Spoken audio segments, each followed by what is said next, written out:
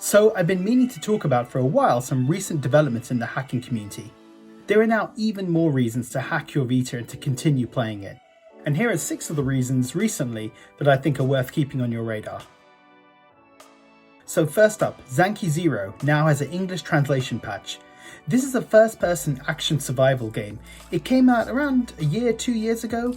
It was only released in Japan. It's made by the same guys that made Danganronpa.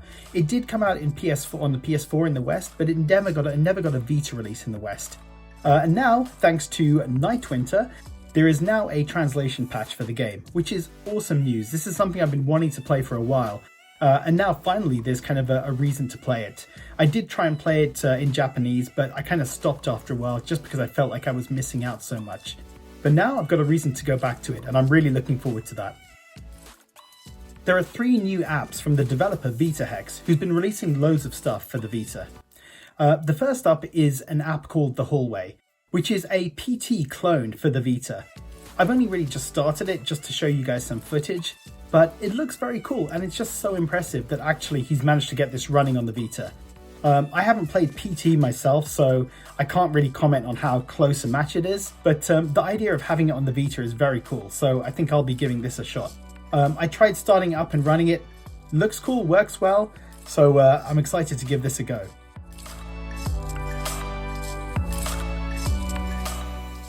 He also developed Consolepedia, which is like a guide to the history of video game consoles.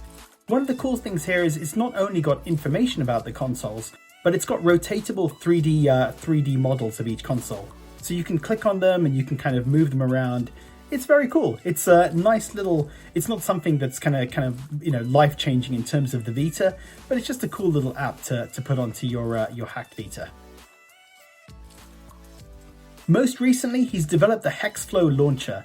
This is a very cool kind of game launcher, which basically shows kind of the box art of your games and kind of shows it in a nice sort of much nicer format than kind of the bubbles on your Vita screen. Now it's much better if you have custom images for your games. The screen right now. Right now, it's only available to Patreon supporters, but it's going to have a general release next week.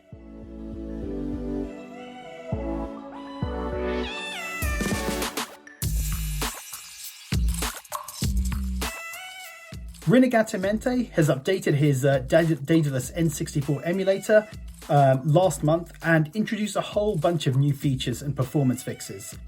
Mario 64 runs perfectly now. It just looks great and runs really well.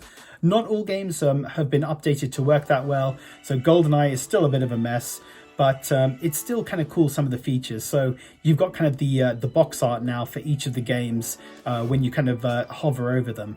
And there's a whole bunch of other new features, a lot of new features for the PS TV actually, where you've got rumble support and multiple controller support. So very, very cool that that's now available, and he's still updating it.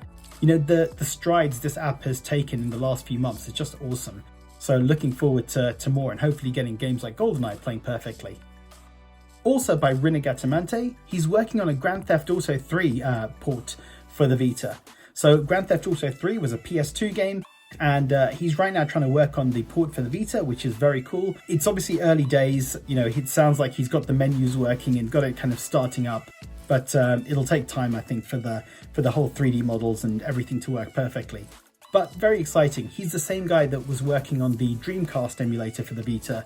Gone a little bit quiet there. Hopefully we hear more about it, because that is super exciting if we can get a good working Dreamcast emulator for the Vita. So guys, shout out to all these guys still supporting the Vita and bringing features to the Vita long after Sony has abandoned it. We've had like a string of bad news recently, but it's very cool that these guys are still working on it, and just giving us kind of more reason to keep our Vita around, and especially more reason to hack it, in my opinion. I think the HexFlow launcher is just a cool little feature. I love that you got the Hallway, and being able to make Dreamcast games and Grand Theft Auto 3, it just adds so much more life and longevity to the Vita. So I'm going to put the Patreons or websites for these guys in the description. So, check them out. In my opinion, it's kind of worth supporting these guys because they're doing so much. Let me know, guys, in the comments. I know there have been more recent developments or other developments in terms of hacking. So I haven't tested them all out, so maybe I'll do future videos on that. But let me know in the comments what are your kind of favorite features of a hacked Vita. Let me know kind of any recent developments that you've seen that you think are really exciting. And thank you for watching.